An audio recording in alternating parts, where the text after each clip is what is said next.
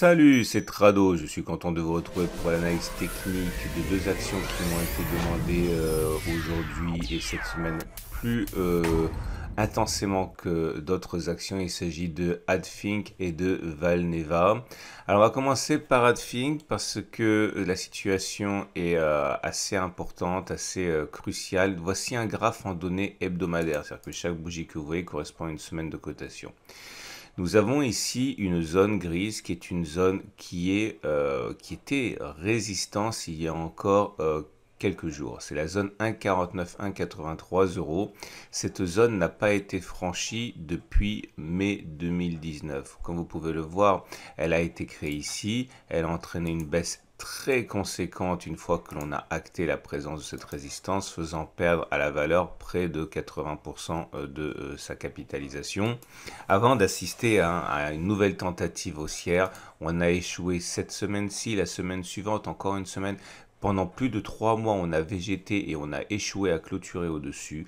Et nous avons cette semaine peut-être la possibilité de clôturer au-dessus de cette zone des 1,49, 1,83. Mais attention, rien n'est fait puisque ce n'est pas la première fois qu'on arrive à se hisser au-dessus. Ça a déjà été le cas la semaine du 11 janvier, la semaine du 25 janvier, la semaine du 8 février. Et rien ne serait plus désagréable et dangereux pour Adfink que d'avoir une grande mèche basse comme ça avec néanmoins une clôture en dessous ou à l'intérieur de la zone et pas au-dessus. Donc ça se passe maintenant et si on arrive à clôturer au-dessus, non seulement on ferait sauter un bouchon, un obstacle très important, mais surtout cette zone des 1,49, 1,83 deviendrait support par la règle du changement de polarité, c'est-à-dire qu'elle deviendrait une zone intéressante de support. Je vous montre juste un autre exemple sorti de ce même graphe, simplement pour que vous compreniez l'importance de passer ces résistances. Regardez cette zone-là. Voyez, c'était également en son temps une zone de résistance qui a martyrisé les cours pendant des mois et des mois, avant finalement d'être le théâtre d'une cassure en clôture, c'est-à-dire le vendredi soir. Et à partir de ce moment-là, elle a changé de polarité, on a rebondi dessus et vous connaissez la suite, puisque depuis qu'on a cassé et clôturé au-dessus de cette résistance, on a pris jusqu'à 240%. Maintenant, on va descendre d'une unité de temps, on va regarder les données journalières pour comprendre en quoi cela peut nous aider. Alors, c'est compliqué la situation. Mais au bout du bout, il reste une tendance fortement haussière. Comme vous pouvez le voir, cette petite courbe en pointillé, c'est la moyenne mobile à 7 jours. On est au-dessus, c'est avec la tendance de court terme et haussière. La courbe pleine en vert, c'est la moyenne mobile à 20 jours. On est au-dessus, donc la moyenne mobile, la tendance générale est haussière. La tendance de fond est haussière avec la courbe bleue et la tendance de long terme est haussière avec la courbe à 200 jours ascendante. Comme vous pouvez le voir également, on voit par transparence la zone grise qu'on a cassée et contre laquelle on n'arrive pas pour l'instant. Enfin, c'était vrai jusqu'à maintenant à clôturer. Cette bougie verte ici montre que l'on a clôturé au-dessus de la zone grise, mais comme c'est une zone de résistance hebdomadaire, c'est bien le vendredi soir qu'il faudra, sur le graphe précédent, acter le fait qu'on a clôturé au-dessus. Mais pour l'instant, on va dire c'est encourageant. De même, on avait une zone de résistance ici à 2,04, 1,81. C'est une zone qui a martyrisé elle aussi les cours beaucoup de fois, notamment depuis janvier. Mais on avait néanmoins réussi, c'était hier, à clôturer au-dessus. On a donc fait changer la zone de polarité, elle devient support. Ce qui veut dire que si, j'ai bien dit si, on retourne sur la zone des 2,4181, il risque de se produire un rebond. Encore une fois, en analyse technique et en trading, rien n'est sûr, mais on va dire qu'il est plus probable que cela se produise que l'inverse. Donc maintenant, que faire? On a une tendance qui est haussière. Le vrai problème, on l'a dit, c'est qu'on est toujours sous le coup d'une résistance hebdomadaire qui peut donner de la voie à n'importe quand. Il faut donc impérativement éviter que l'on clôture en dessous de 1,836, c'est-à-dire la zone grise hebdomadaire. Il faut absolument qu'on clôture au-dessus vendredi soir. Alors voici les stratégies que l'on pourrait mettre en place. On a pris une progression trop importante de 72% à une séance, c'était vendredi. Et donc normal pour l'instant que cela consolide. La consolidation pourrait bien pourrait bien nous amener à retester donc ce support, zone à partir de laquelle on pourrait bien, ça fait bien beaucoup de conditionnels, rebondir. En tout cas, je pense que si je devais acheter Adfink, voilà ce que je ferais.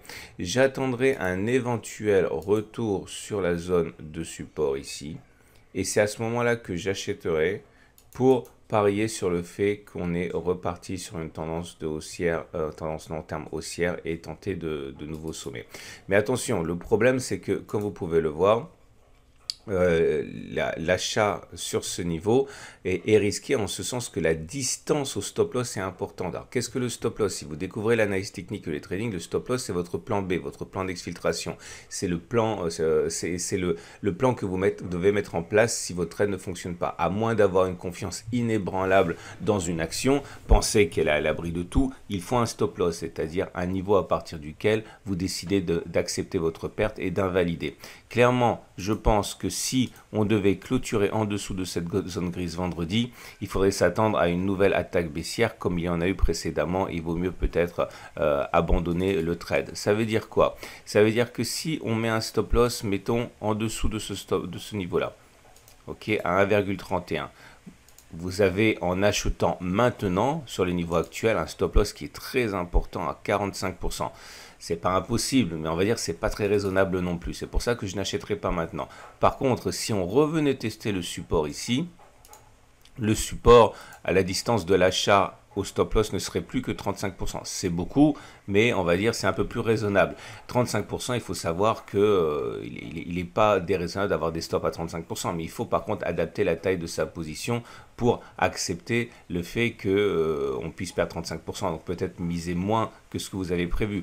On peut donc envisager de mettre un stop loss à 35%. Et il faut viser un objectif au moins de 35%. La bonne nouvelle, c'est que si on revient sur les précédents sommets, on est déjà à 40-50% de hausse. Vous voyez, donc on peut facilement avoir un gain supérieur à la perte si on a raison par rapport au fait qu'on est tort. Ça, c'est ce qu'on appelle le ratio gain-risque. Il faut que votre ratio gain-risque soit supérieur à 1. Comme ça, vous gagnez plus quand vous avez raison que vous ne perdez quand vous avez tort. Et ça veut dire que sur le long terme, vous enrichissez même si vous avez raison une fois sur deux. Donc voilà ce que je ferai. Maintenant, si j'avais déjà acheté du Adfink et que j'en avais un portefeuille, je ne vendrai pas nécessairement parce que voilà, c'est fait, c'est en portefeuille. Je le garderai.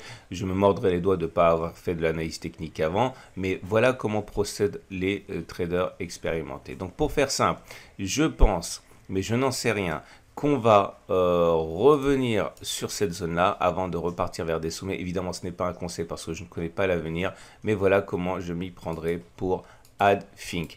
On va passer tout de suite à Valneva. Avant ça, si votre parcours s'arrête ici avec moi et que vous avez aimé ça, n'hésitez pas à vous abonner à ma chaîne YouTube, à vous abonner à me suivre sur Boursorama, sur Twitter, etc.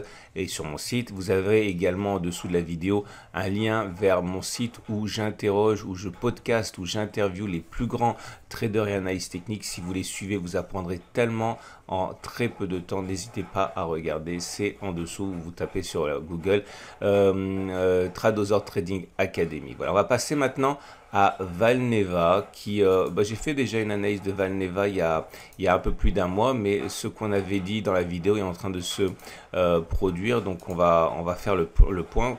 Voilà Valneva en données hebdomadaires. Comme vous pouvez le voir, nous avons une zone de, c'est pas une zone de support, j'ai écrit n'importe quoi, c'est une zone de résistance évidemment à 14,915,7. Et notre prochaine zone de support en données hebdomadaires est à 8,41, 8,92.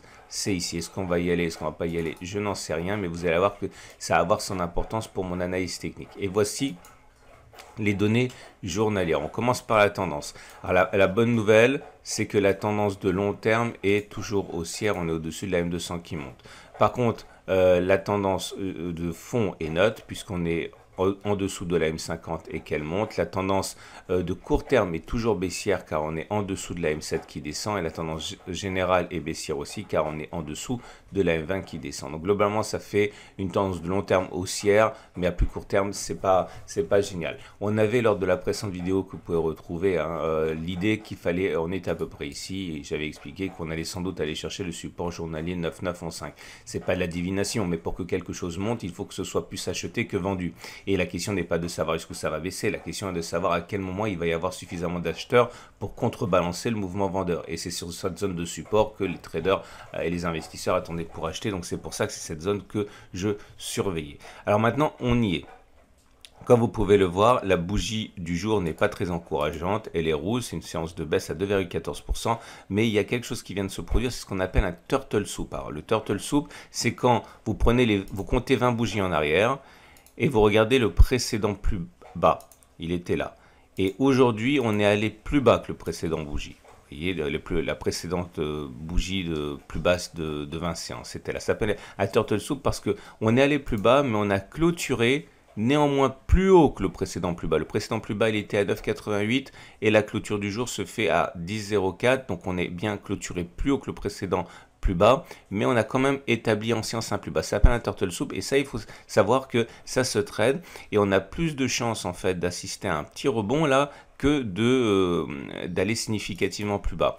Alors, en ce sens, ceux qui veulent acheter peuvent éventuellement être intéressés par ça, mais on a toujours la difficulté de savoir où placer son stop loss, comme j'ai expliqué tout à l'heure. Le stop loss, c'est votre assurance vie, c'est ce qui vous permet de perdre un orteil plutôt que le genou et le pied et la cuisse qui va avec. Donc il faut mettre un stop loss. Où le mettre, sachant qu'on ne sait jamais ce qui va se passer. Alors voilà ce que je ferais si je devais acheter Valneva. Mon objectif serait au moins de retourner sur les plus hauts. Soyons fous, 48%. Ok ?